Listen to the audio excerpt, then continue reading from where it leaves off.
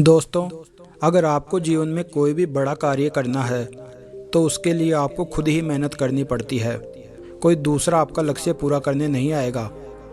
हम सब दूसरों पर किसी न किसी तरह से निर्भर होना चाहते हैं, लेकिन याद रखें, आपको सफलता तभी मिलेगी जब आपको खुद पर विश्वास होगा। इसे गौतम बुद्ध के जीवन की एक घटना से समझते हैं। बात उस समय की है जब भगवान बुद्ध का अंतिम समय निकट आ गया था।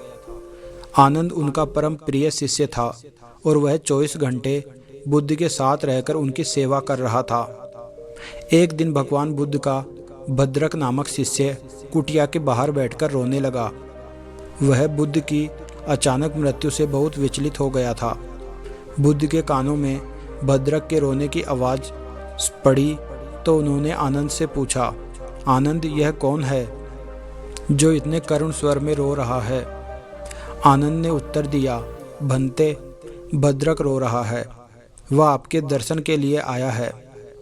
बुद्ध ने कहा, उसे तत्काल मेरे पास लेकर आओ।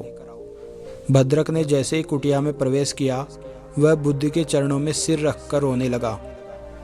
बुद्ध ने स्नेह से पूछा, क्या बात है वत्स, क्यों रो रहे हो? भद्रक बोला, भंते, जब आप हमारे साथ नहीं होंगे तब हमारा मार्गदर्शन कौन करेगा? कौन हमें अंधकार से प्रकाश तक ले जाएगा? उसकी बात सुनकर बुद्ध मुस्कुरा दिए। फिर बड़े ही स्नेह से उसके सिर पर हाथ फेरकर बोले, भद्रक, ज्ञान का प्रकाश तुम्हारे ही भीतर है, उसे बाहर मत खोजो।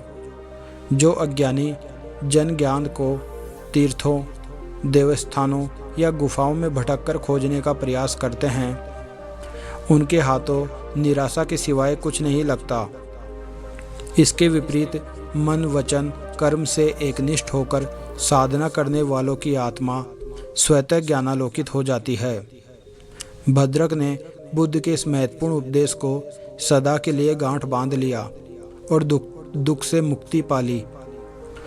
बुद्ध का अंतिम उपदेश था, अप्पय दीपो भव, यानी अपने दीपक स्वयं बनो, जिसका आशय यह है कि स्वयं को निर्लिप्त बनाकर आत्मा की पूर्ण ईमानदारी से कर्म करें तो आनंद की प्राप्ति के साथ परम तत्व की सहज ही उपलब्धि हो जाती है।